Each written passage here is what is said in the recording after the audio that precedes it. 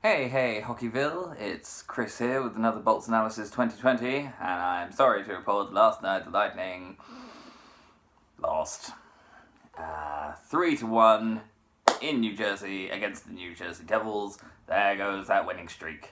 I'm not going to talk about the game too much because there was another game that happened last night that I think deserves a lot more attention, particularly if you're of the Atlantic Division persuasion.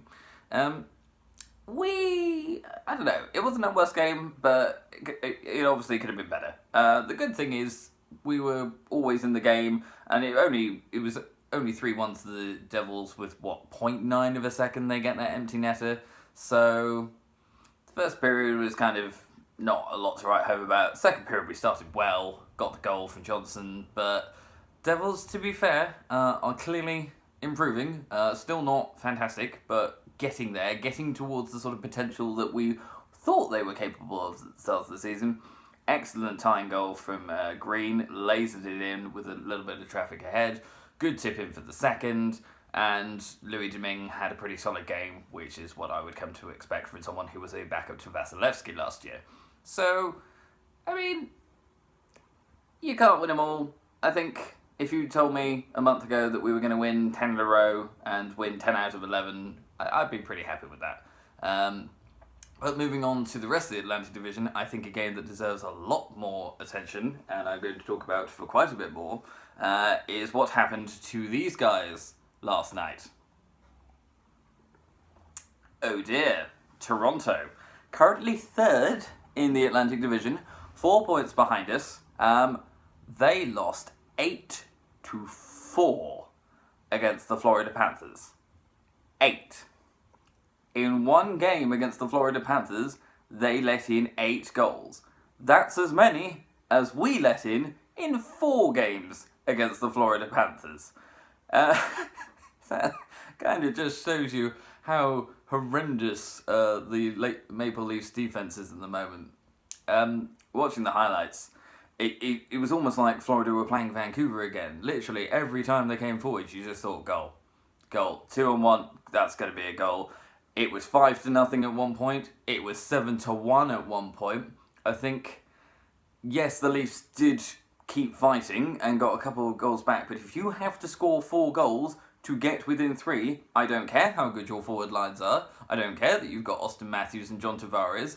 That defense is not getting you into the playoffs, let alone past round 1. It was almost laughable. Florida fans must have thought, sort of sitting down after a period or so, that they were watching a bit of Maple Leaf comedy. Are we going to get out the save percentages of Freddie Anderson and Michael Hutchinson? We can kind of guess what they are. Or maybe we'll have one of the Maple Leafs catchphrases. Defense? What defense?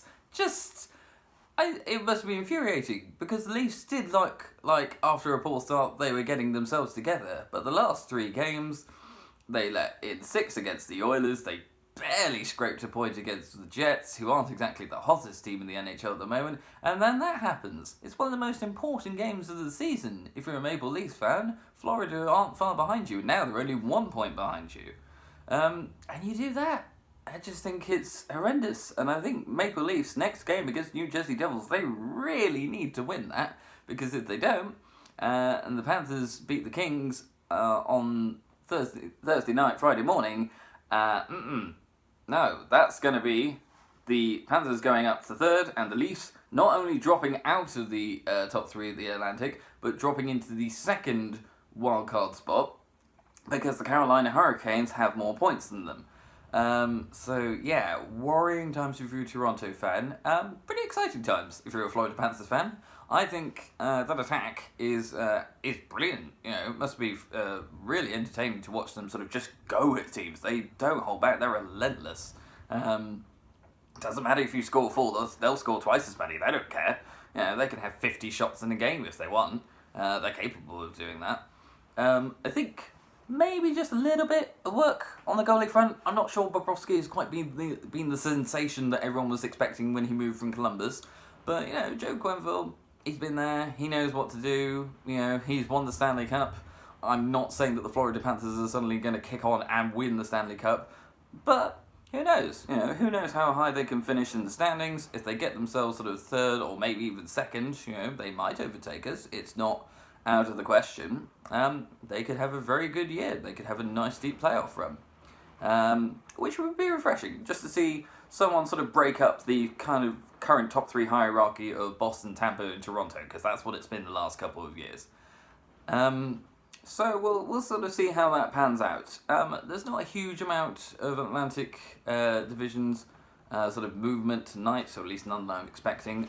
Montreal are at home to Calgary, looking to sort of get back in the game, which is going to be easier said than done because Montreal have been so horribly inconsistent. Yes, that is rain you can hear, by the way.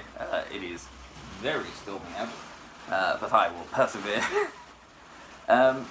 So yeah, there's that game. Other than that, it's more sort of looking at the Metropolitan sort of side of things. Boston are also playing tonight, but their game kind of has more of an impact on the Metropolitan side of things and the wildcard standings because they're playing away at Philly.